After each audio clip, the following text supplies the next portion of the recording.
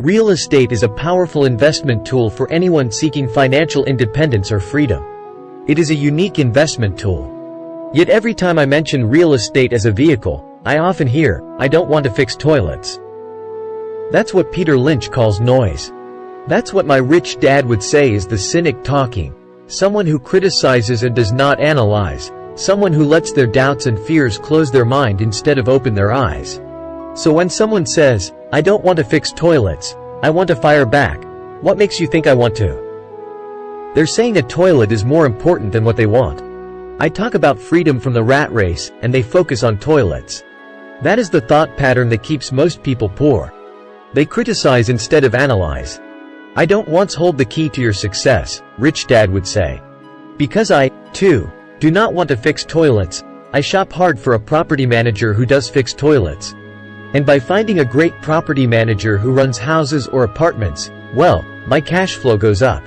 But, more importantly, a great property manager allows me to buy a lot more real estate since I don't have to fix toilets."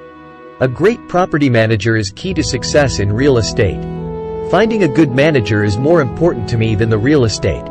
A great property manager often hears of great deals before real estate agents do, which makes them even more valuable. That is what Rich Dad meant by, "I don't once hold the key to your success." Because I do not want to fix toilets either, I figured out how to buy more real estate and expedite my getting out of the rat race. The people who continue to say, "I don't want to fix toilets," often deny themselves the use of this powerful investment vehicle. Toilets are more important than their freedom. In the stock market, I often hear people say, "I don't want to lose money." Well, what makes them think I or anyone else likes losing money? They don't make money because they choose to not lose money. Instead of analyzing, they close their minds to another powerful investment vehicle, the stock market. I was riding with a friend past our neighborhood gas station. He looked up and saw that the price of gas was going up and thus the price of oil. My friend is a worrywart or a chicken little. To him, the sky is always going to fall, and it usually does, on him. When we got home, he showed me all the stats as to why the price of oil was going to go up over the next few years. Statistics I had never seen before, even though I already owned substantial shares of an existing oil company.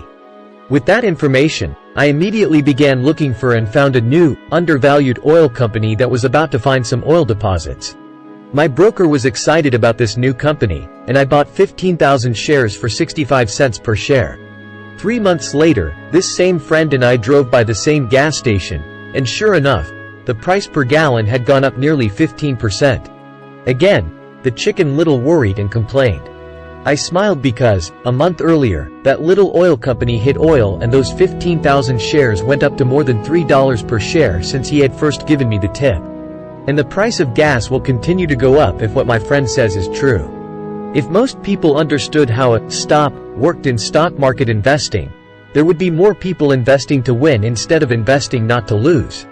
A stop is simply a computer command that sells your stock automatically if the price begins to drop, helping to minimize your losses and maximize some gains. It's a great tool for those who are terrified of losing. So whenever I hear people focusing on their "I don't wants," rather than what they do want, I know the noise in their head must be loud. Chicken Little has taken over their brain and is yelling, "The sky is falling, and toilets are breaking." So they avoid their don't wants, but they pay a huge price. They may never get what they want in life. Instead of analyzing, their inner Chicken Little closes their mind. Rich Dad gave me a way of looking at Chicken Little. Just do what Colonel Sanders did. At the age of 66, he lost his business and began to live on his Social Security check. It wasn't enough. He went around the country selling his recipe for fried chicken. He was turned down 1,009 times before someone said yes. And he went on to become a multi-millionaire at an age when most people are quitting. He was a brave and tenacious man, Rich Dad said of Harlan Sanders. So when you're in doubt and feeling a little afraid, just do what Colonel Sanders did to his little chicken. He fried it. Overcoming laziness. Busy people are often the most lazy. We have all heard stories of a businessman who works hard to earn money. He works hard to be a good provider for his wife and children. He spends long hours at the office and brings work home on weekends.